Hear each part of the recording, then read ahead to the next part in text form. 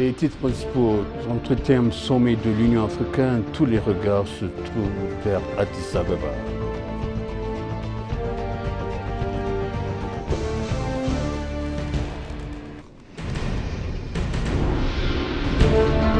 L'Éthiopie exposera à Paris les produits d'une industrie textile florissante.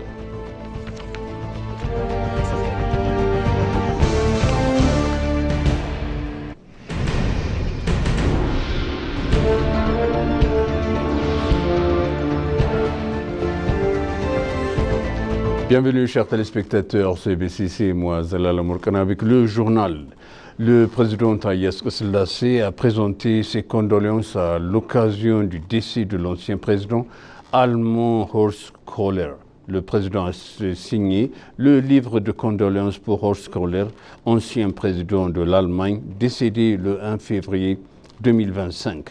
Köhler, qui a été président entre 2004 et 2010, est décédé à l'âge de 81 ans.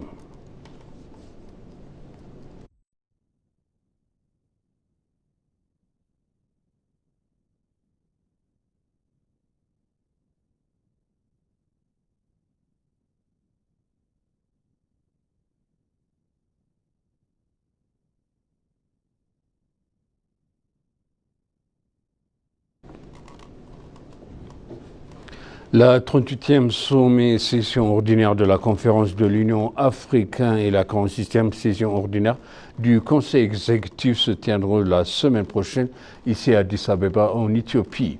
L'une des principales décisions attendues lors du sommet portera sur l'agenda 2063 de l'Union africaine, un cadre stratégique visant à transformer l'Afrique en une puissance mondiale d'ici le milieu du siècle. Les résultats de ce sommet pourraient donner un ton transformateur à la collaboration régionale et au développement durable, ce qui est essentiel pour relever les défis actuels et futurs auxquels l'Afrique est confrontée. Alors que tous les regards se tournent vers Addis Abeba, nous espérons que ce sommet catalysera une ère d'engagement renouvelé et d'esprit de collaboration entre les nations africaines.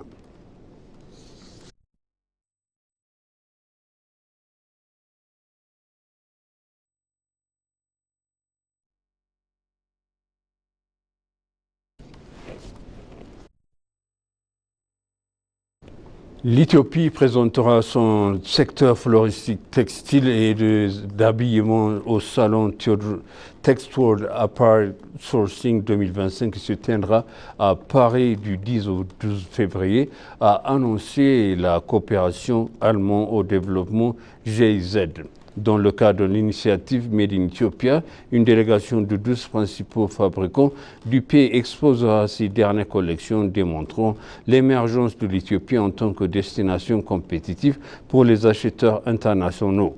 Avec plus de 100 000 opérateurs employés dans le secteur de l'habillement, représentant 17,5% de l'ensemble de main-d'œuvre manufacturière, l'Éthiopie se positionne stratégiquement comme un acteur clé dans la chaîne d'approvisionnement mondiale et d'habillement. Le pays cherche à capitaliser sur le marché européen des importations de vêtements et de textiles qui s'élèvent à 180 milliards d'euros en 2022 en tirant parti de son accès en franchise de droit dans le cadre de l'accord Tout sauf les armes TSA de l'Union européenne.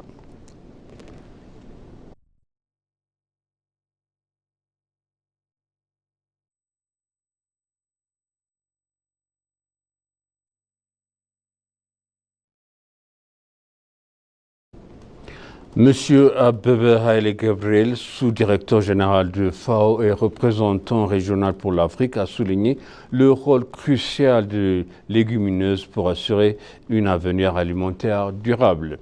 Alors que le nombre de personnes souffrant d'insécurité alimentaire dans le monde s'élève à 733 millions, dont une personne sur 5 en Afrique, il a insisté sur le besoin urgent des solutions transformatrices, soulignant que les légumineuses sont un moteur de clé du changement. Dans un article d'opinion envoyé à POA à la suite de la Journée mondiale de la légumineuse 2025, le lundi 10 février, il a souligné que les légumineuses telles que les lentilles, les haricots, les pois chiches et les nibés ne sont pas seulement une source abordable de protéines, mais qu'elles offrent également des avantages environnementaux significatifs. La Journée mondiale de légumineuses célébrée chaque année du 10 février est l'occasion pour la FAO de sensibiliser le public à l'importance des légumineuses pour la sécurité alimentaire et la durabilité.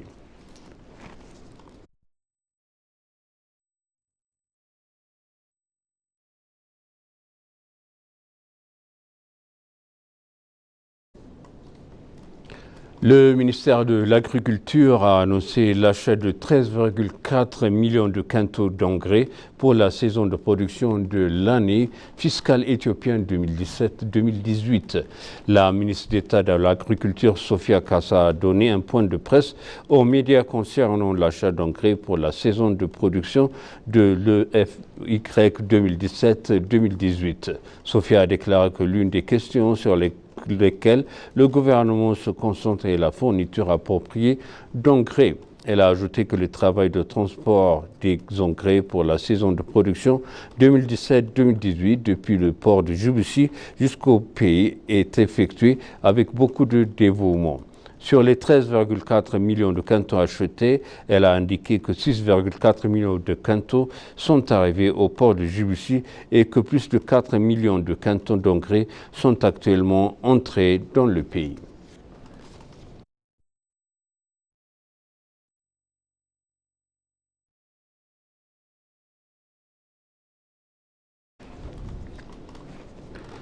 Un dialogue de stratégie de haut niveau sur l'accélération de la circulation sans visa pour la transformation de l'Afrique se tiendra ici à Addis Abeba en Éthiopie le 12 février 2025. Cet événement organisé conjointement par la Commission de l'Union africaine, CUA et la Banque africaine de développement BAD se déroulera en marge du 38e sommet de l'Union africaine ici à Addis Abeba. Le dialogue vise à remédier à la mise en œuvre inégale des politiques d'exemption de visa sur le continent malgré les engagements fermes énoncés dans le traité d'Abuja, l'agenda 2063 de l'Union africaine et le protocole de l'Union africaine sur la libre circulation des personnes. L'indice d'ouverture de visa en Afrique, une initiative conjointe de BAD et de la CUA, souligne le besoin urgent d'une telle action pour libérer le potentiel économique de l'Afrique.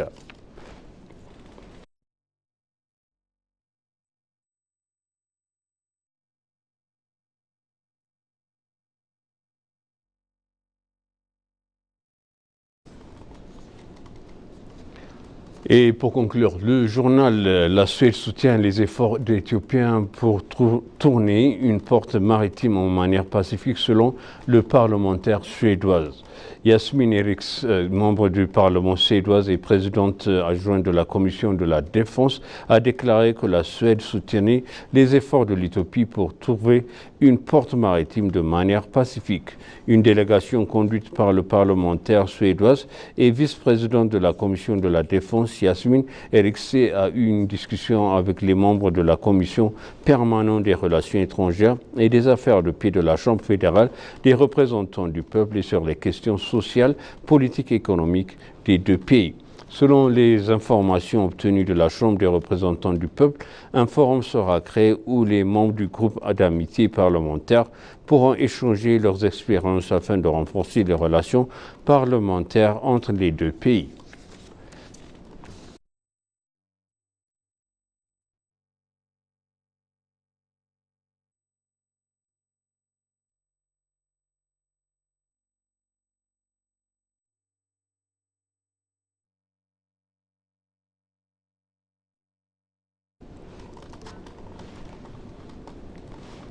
Et maintenant, je rappelle les titres principaux. La 38e sommet de l'Union africaine, tous les regards se tournent vers Addis Abeba.